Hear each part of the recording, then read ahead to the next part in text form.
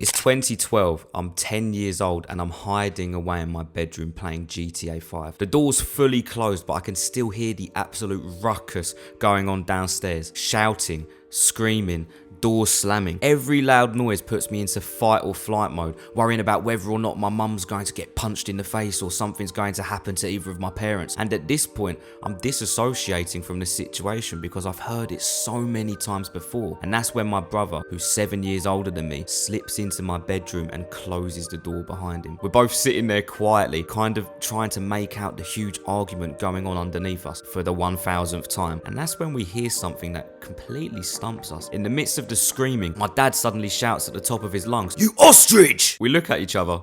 Ostrich? My brother actually starts laughing at this point and we're saying, what? Why would he make an insult like that? What does that even mean? And this used to be quite funny to me when I was younger, but now that I think about it, it's kind of dark because this high anxiety, high stress moment within our family became an inside joke for years. That ostrich line still gets brought up to this day, even by me, because it was funny. But I'm telling this story to you because I think a lot of people can relate to this family dynamic growing up, and a lot of you probably haven't processed it at all and realized it's not normal. My dad pretty much never did anything physical, and neither did my mum, but I was constantly, especially as a young kid, going into fight or flight mode in my own house. And you might be thinking, yeah, but Kian, this is the normal family situation these days, and plus the kids in Africa, what about them? Shut the fuck up. I know people have lived through way worse than me, but these situations are relative to the individual, and I never really noticed it affecting my life until I got my first girlfriend. I got into a relationship at 14 years old, and in retrospect,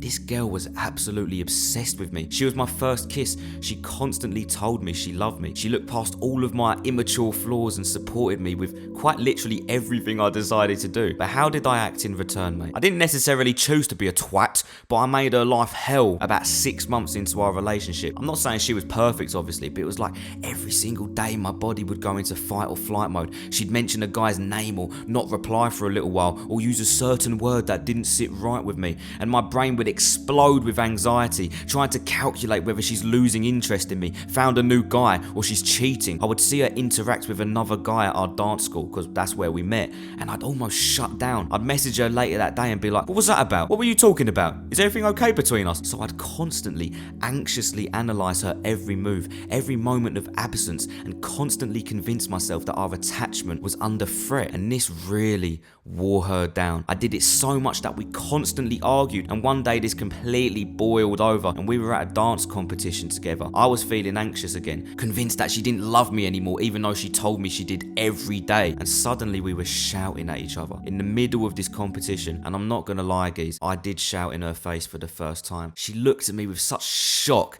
and disgust, and she ran off crying. How the fuck did I let this happen? The way my parents acted with each other, the thing I absolutely despised growing up and lived basically in fear of. How did I allow that to manifest in my own first relationship? We eventually broke up and years went past, and I assumed that my, that weird anxiousness in that relationship was a thing caused by, just being young and immature, that I probably learned my lesson and it won't happen again. 2021, 4 years later, I get in a talking stage. The same thing happens. Anxious thoughts, overanalyzing her replies, complete neediness and repulsing her by asking questions about other boys. The same thing happened. She rejected me. She lost interest and became disgusted with me. But maybe it was immaturity again. I was only 18 to be fair. 2024, right now, I finally learned how to approach girls. I set a couple dates with this one girl. I feel the smallest amount of attachment, and now my body's shutting down again, going into fight or flight mode. My entire nervous system is fucked. And this time round, I'm actually aware of what this feeling is and why it happens to me. So I'm not doing weird messages and asking her anxious questions, purposely, but my neediness and panic started manifesting in my text messages by just talking to her too much, making myself too familiar with her, which makes her view me in a different way. That's a little bit repulsive, and it's pretty clear now, mate, that she's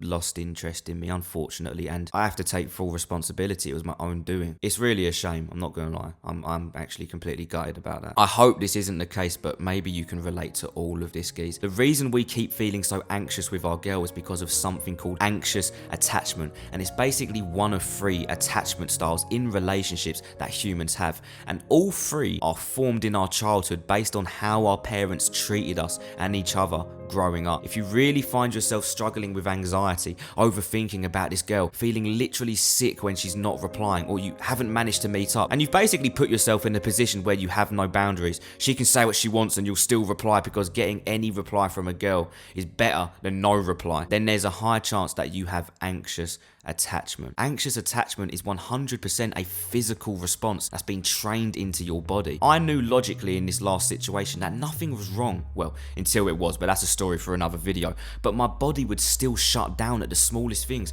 make me feel anxious for hours of the day, and naturally that would end up bleeding out into how I interacted with this girl, no matter how aware I was of feeling anxious. The reason I feel anxious with girls is because as a baby I saw so much anger and anxiety on my caregivers' faces that it rubbed off on me. Your parents were your only source of safety and comfort as a kid, and seeing them in stress and despair every day, anxiety in their eyes, that can't be good for you. It trained my body to respond to love in a very anxious, needy way. So how do we fix this? That's what I'm currently figuring out, because I don't want to live a life where every even near relationship obliterates my mental health and actually makes the girl feel disgusted with me. What I've learned so far is that constant mental awareness through meditation is definitely really useful for helping you realize when you're feeling anxious attachment. And so far I've been throwing myself into dating to basically live beyond my edge and become familiar with this anxiety so I can learn to overcome it. Mate, the last 2 weeks I've 24 hours of the day I've been in this feeling of discomfort. I hid from this anxiety for 5 years because I was scared of experiencing it again, but that didn't fix the problem. So everything I learn I'm going to teach here, guys. We're going to learn how to overcome this together. And if you're struggling, just know that about 20 to 30% of the population